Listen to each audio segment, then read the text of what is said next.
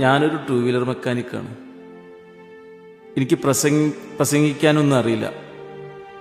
അതിൻ്റെ പോരായ്മകളും കുറ്റങ്ങളും കുറവുകളൊക്കെ അതുകൊണ്ടുണ്ടാവും. എനിക്ക് വലിയ വിദ്യാഭ്യാസമൊന്നുമില്ല.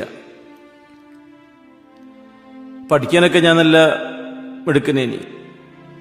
പക്ഷേ വീട്ടിലെ പട്ടിണിയും ബുദ്ധിമുട്ടൊക്കെ കാരണം പറ്റിയില്ല. ചെറുപ്പത്തിൽ എൻ്റെ അച്ഛൻ മരിച്ചുപോയി. വീട്ടിൽ 5 മക്കൾ ഉണ്ടായിരുന്നു. 5 മക്കളെയും പോറ്റാൻ വേണ്ടി അമ്മ വീട് പണിക്ക് പോകുന്നത് കണ്ടപ്പോൾ എൻ്റെ പഠിക്കാനുള്ള മോഹം ഉപേക്ഷിച്ചിട്ട് എൻ്റെ അമ്മേൻ്റെ കൂടെ പോകേണ്ടി വന്നു. പഠിക്കാത്തതിൻ്റെ കുറവ് ഞാൻ മനസ്സിലാക്കിയത് എപ്പോഴാച്ചാൽ എൻ്റെ മോളെ ഇംഗ്ലീഷ് മീഡിയത്തിൽ ചേർക്കാൻ വേണ്ടി ഞാൻ ആ സ്കൂളിൽ പോയപ്പോഴാണ്. എൻ്റെ ഭാര്യയ്ക്ക് നല്ല വിദ്യാഭ്യാസമൊക്കെ ഉണ്ട്. എൻ്റെ ഭാര്യൻ്റെ നിർബന്ധത്തിനാണ് ഞാൻ എൻ്റെ മോളെ ഇംഗ്ലീഷ് മീഡിയത്തിൽ ചേർത്തിയത്. അങ്ങനെ എൻ്റെ മോള് പഠിച്ച് ഉയരങ്ങളിലേക്ക് ചെല്ലുമ്പോൾ അവളുടെ അമ്മയുടെ കണ്ണിലും ഞാൻ ചെറുതായിക്കൊണ്ടേയിരുന്നു. അതിലെനിക്ക് ഒരുപാട് സങ്കടം ഉണ്ടായിരുന്നു.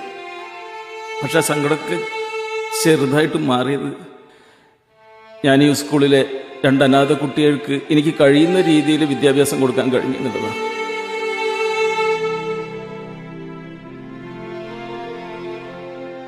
അതുമാത്രമല്ല, എൻ്റെ മോൾക്ക് പ്രോഗ്രസ് കാർഡിൽ ഒപ്പിട്ടെടുക്കാൻ ഭാഗ്യമില്ലാത്ത എനിക്ക് ഈ അനാഥ കുട്ടികൾ അവരുടെ അച്ഛൻ്റെ സ്ഥാനം തന്ന് അവരുടെ പ്രോഗ്രസ് കാർഡിൽ ഒപ്പിടാൻ തന്ന ആ ഒരവസരം എനിക്ക് വളരെ സന്തോഷമുള്ളതാണ്. 10 കൊല്ലമായി ഈ സ്കൂളിലേക്ക് എനിക്ക് വരാൻ പറ്റിയിട്ടില്ല. എൻ്റെ വിദ്യാഭ്യാസ കുറവ് കാരണം എൻ്റെ മകൾ അത് അനുവദിച്ചു തന്നിട്ടില്ല. പക്ഷെ ഇപ്പം എനിക്ക് കിട്ടിയ ഏറ്റവും വലിയ സമ്മാനമാണ് ഈ അനാഥ കുട്ടികളുടെ അച്ഛൻ്റെ സ്ഥാനം. മാത്രമല്ല,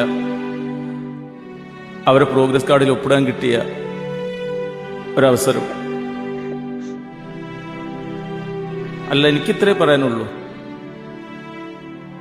നമ്മളെല്ലാവരുടെയും ജീവിതത്തിൽ അച്ഛനും അമ്മയ്ക്കും നമ്മൾ നല്ല നിലയിലെത്തി ജോലി കിട്ടി അതിനുവേണ്ടി ഒരുപാട് കഷ്ടപ്പെടുന്നുണ്ട്. അവർ പല വേഷങ്ങളും കെട്ടാറുണ്ട്. മീൻകാരൻ്റെ വേഷം, അല്ലെങ്കിൽ തെരുവച്ചടക്കാരൻ്റെ, അല്ലെങ്കിൽ എന്നെപ്പോലെ ഒരു വർഷാപ്പണിക്കാരൻ്റെ കരിയും പോയും നിറഞ്ഞ ജീവിതം. പക്ഷെ എത്ര വേഷം കിട്ടിക്കഴിഞ്ഞാലും അതൊക്കെ നാളെ നിങ്ങൾക്ക് വേണ്ടിയിട്ടുള്ളതാണെന്നുള്ളൊരു ചിന്ത നിങ്ങളുടെ മനസ്സിലുണ്ടാവണം.